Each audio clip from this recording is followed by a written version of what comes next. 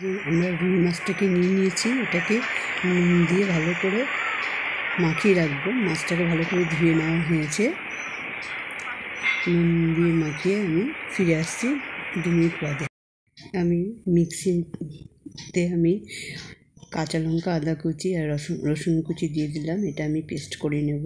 এই পেস্ট আমাদের হয়ে গেছে। এবার মাছটা নুন দিয়ে মেখে রাখা আছে, আর একটু নুন দিয়ে মেখে নিলাম। মিক্সিতে এবার পেঁয়াজ কেটে রেখেছিলাম, এটাও আমি পেস্ট করে নেব।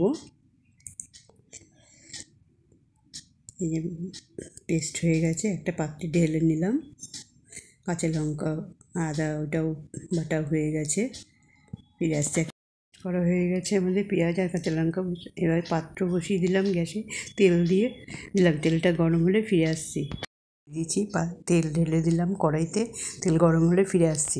হয়ে গেছে, মাছগুলো এবার ছেড়ে দিলাম। এটাকে আমরা উল্টে পাল্টে ভেজে নেব। ভেজে নিয়ে ফিরে আসছি। মাছগুলোকে একটুখানি আরও কয়েকটা দিয়ে দিলাম। সব কটা মাছ আমরা উল্টে পাল্টে ভেজে নেব। আমরা এই যে সব কটা মাছ উল্টে পাল্টে ভেজে নেওয়া হয়ে গেছে।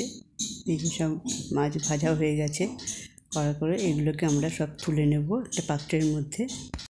জিরে আর শুকনো লঙ্কা, এলাচ, দারচিনি, লবঙ্গ ছেড়ে দিলাম। একটু নাড়াচাড়া করে নিই।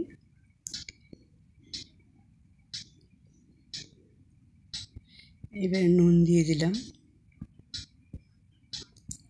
নুন দিয়ে একটু ভালো করে নেড়ে নিতে লাগবে।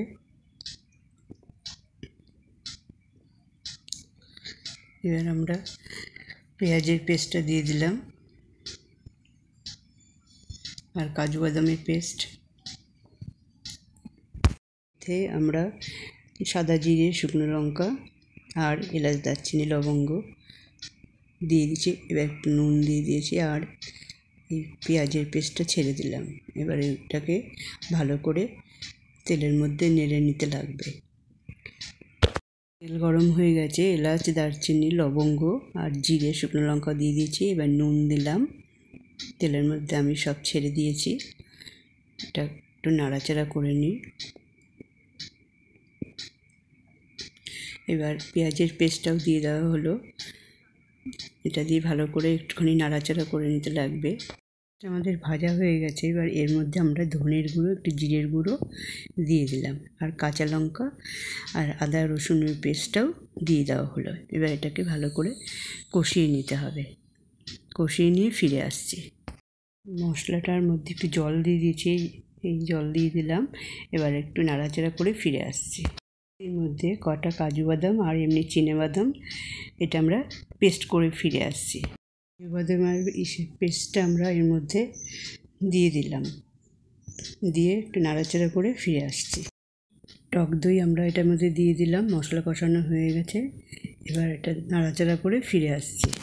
কষানো হয়ে গেছে, আমরা অল্প একটু জল দিয়ে দেব। অল্প একটু জল দিয়ে তারপরে আমরা মাছগুলোকে ছেড়ে দেব। একটু জল দিয়ে দেব, আর একটু নাড়াচাড়া করে নিই।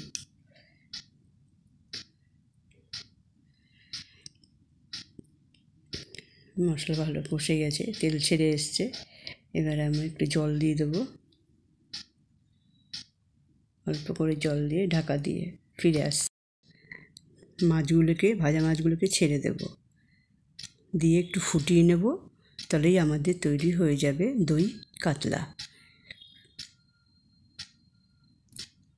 সব মাছ আমরা ছেড়ে দিলাম, ফুটে উঠেছে, ঝোলটা তৈরি হয়ে গেল আমাদের দই কাতলা। এবার একটা কিছু পাত্রের মধ্যে ঢেলে পরিবেশন করে দেখাচ্ছি।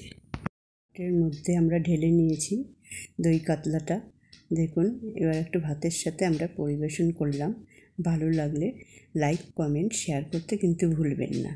এই দেখুন, পাত্রে সাজিয়ে ঢেলে রেখেছি, কি সুন্দর। ভালো লাগলে নিশ্চয়ই লাইক, কমেন্ট, শেয়ার করবেন।